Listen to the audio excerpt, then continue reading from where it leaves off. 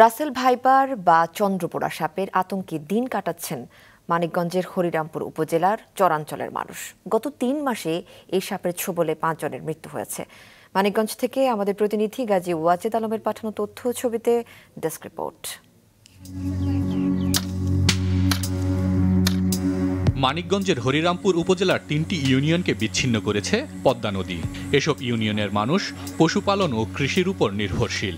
যে কোনো সময় চন্দ্রবোড়া বা রাসেল ভাইপার সাপের সামনে পড়তে হতে পারে। এই ভয়ে জমিতে কাজে যেতে পারছেন না তারা।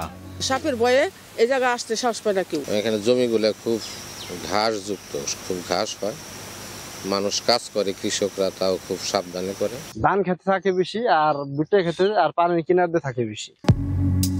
চরের ধান ও ভুট্টার জমি এই বিষধর সাপের আশ্রয়স্থল হলেও বর্ষাকাল ও এর আগেভাগে এগুলো প্রায় চলে আসে লোকালয়ে।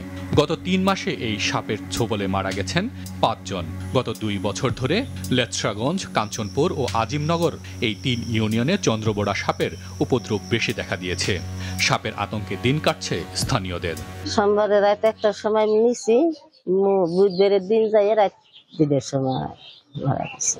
কিডনি সব দেওয়া হয়ে গেছিল, মানে তারপরে ডাক্তারের হাসপাতালের নাম কেটে দিচ্ছে। একমাত্র ওয়ালটন এসি দিচ্ছে 1 বছরের রিপ্লেসমেন্ট গ্যারান্টি। মূল ভূখণ্ডের সাথে সরাসরি যোগাযোগ ব্যবস্থা না থাকায় সাপে কাটলেও সঠিক সময়ে চিকিৎসার অভাবে মারা যাচ্ছেন অনেকেই। হরিরামপুর উপজেলা স্বাস্থ্য কমপ্লেক্সে অ্যান্টিভেনম থাকলেও তেমন কাজে আসছে না, কারণ সাপে কাটা রোগী হাসপাতালে আনতেই চলে যাচ্ছে অনেক সময়।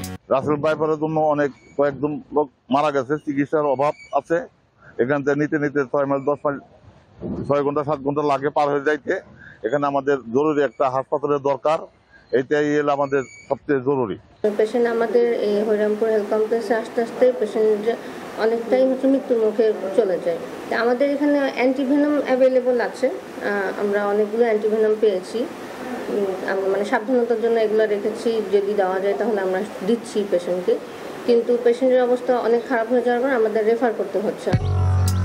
বিভিন্ন সময়ে এলাকাবাসীর মেরে ফেলা সাপ দেখে নিশ্চিত হওয়া গেছে যে এগুলো বিষধর রাসেল ভাইপার বা চন্দ্রবোড়া। মাছরাঙা নিউজ ডেস্ক।